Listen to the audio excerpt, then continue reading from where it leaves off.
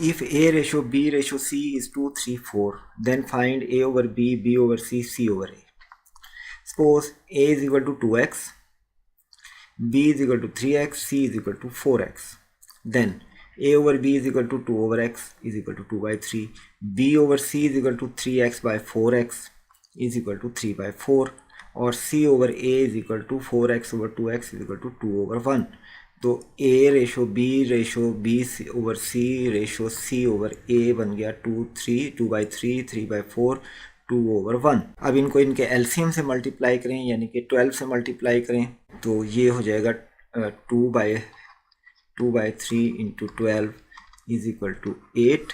ये आ गया 3 by 4 into 12 is equal to 9.